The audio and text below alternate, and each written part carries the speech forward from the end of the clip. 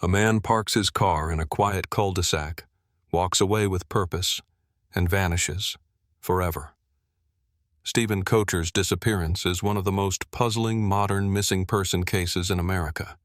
It involves a man with no known enemies, no criminal ties, no troubled past, just a regular, kind-hearted individual whose final known steps were caught on a neighbor's security camera. What happened after that remains a complete mystery. Let's start from the beginning. Steven Joseph Koecher was born on November 1, 1979, in Amarillo, Texas. He grew up in a devout Latter-day Saint, LDS household, and was the second of 5 children. His upbringing was described as stable, happy, and grounded in strong family values. Friends and relatives often mentioned Steven's warm personality, his sense of humor, and his eagerness to help others. After high school, Steven served a 2-year LDS mission in Brazil.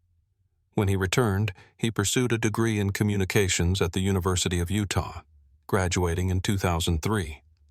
He worked in media, eventually landing a job as a reporter and copy editor at a small Utah newspaper.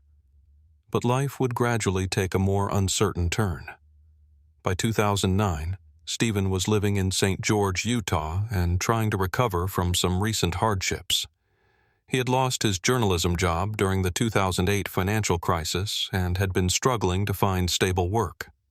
Though he picked up odd jobs, including window cleaning and distributing flyers, money was tight. His cell phone service had been cut off temporarily, and his rent was overdue. But despite this, Steven was not depressed, desperate, or aimless. He remained optimistic and had been actively applying for jobs, even considering moving elsewhere for new opportunities. In the days before his disappearance, he called family members frequently. His mother, Rolfine, later said, "He sounded normal. He wasn't panicked. He was planning things for the holidays." And then, on December 13, 2009, something happened that no one could explain. On that Sunday morning, Steven told his housemate in St. George that he was going to Las Vegas to look for job opportunities. He packed his car with some flyers he had been distributing and set off. His white 2003 Chevrolet Cavalier was later seen driving through southern Nevada. By early afternoon, he arrived in Henderson, a suburban city just southeast of Las Vegas. At 11:54 a.m., Steven's car was caught on surveillance entering a quiet retirement community called Sun City Anthem. Several minutes later, a resident security camera captured him walking away from the parked vehicle. He was dressed neatly, khaki pants, a white shirt, and a dark jacket. He had something in his hand, possibly a rolled-up flyer or envelope.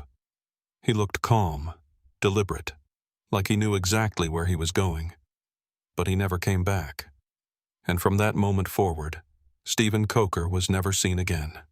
After Steven Koecher was seen walking away from his parked car in the Henderson neighborhood, the timeline of what happened next grows murky. No one he knew lived in the area. He hadn't told his family he was going there, and he never returned to his vehicle. Although Steven himself wasn't seen again, his cell phone remained active for nearly 2 days after he disappeared. At 12:03 p.m., just 9 minutes after the security footage showed him walking away, his phone pinged a nearby cell tower. At 5 p.m., it pinged another tower still in Henderson, suggesting it remained in the area. Then, later that evening, the phone showed movement south, toward the Nevada-California border. By Monday morning, it pinged again in Beaver Dam, Arizona, a small desert town east of Las Vegas near the Utah state line. After December 14th, the phone was either turned off or died. It never pinged again. This pattern baffled both family and investigators. Was Steven on foot? Hitchhiking? Was someone else driving with his phone? If so, why? The problem is, none of this made sense without any physical sightings. No CCTV, no purchases, no confirmed witnesses. 2 days later, A resident of Savannah Springs Avenue noticed Steven's white Chevrolet Cavalier had been sitting in the same spot since Sunday and reported it. Henderson police investigated. Inside the car, they found Steven's wallet, with cash and ID still inside, wrapped Christmas gifts for his family, clean clothes and flyers for a window cleaning business, his sunglasses and bedding folded in the back seat. What they didn't find was any sign of foul play. No blood, no struggle, no damage to the vehicle. To many, it looked like someone had left the car intending to return. But Steven never did. Steven's family sprang into action. They traveled to Henderson and immediately began going door to door, passing out flyers and asking for surveillance footage. One nearby resident, when checking their security system, found the now famous footage of Steven calmly walking down the sidewalk. He wasn't running. He didn't look confused. He seemed purposeful. But what was he doing there? With no immediate evidence of a crime or accident, theories began to form. 1. Voluntary disappearance. Some speculated that Steven may have chosen to vanish. Maybe he was overwhelmed by finances or wanted to start a new life. But his family strongly disputed this. His bank accounts were untouched. His passport remained at home. And he had just bought Christmas presents. He had made holiday plans. 2. Suicide. This was ruled out early. There was no note, no history of depression, and no evidence of self-harm. And again, the gifts and active job-seeking contradicted this theory. 3. Religious or secret mission. Online forums began discussing the possibility that Steven had been lured into some kind of religious or ideological group. As a devout LDS member, some thought he may have been trying to help someone. But again, there's no proof. 4. Foul play. The most supported theory. Steven was meeting someone, perhaps for a job or to hand off flyers, and was abducted or harmed afterward. The cell phone movements could have been made by the perpetrator, throwing off the trail. But all of this is pure speculation. There was, and still is, no hard evidence pointing to any conclusion. As days turned to weeks, Steven Koecher's family refused to give up hope. His mother and siblings organized search parties, worked closely with investigators, and spoke to the media in hopes of keeping Steven's name in the public eye. But despite the exposure, no solid leads ever emerged, only more confusion.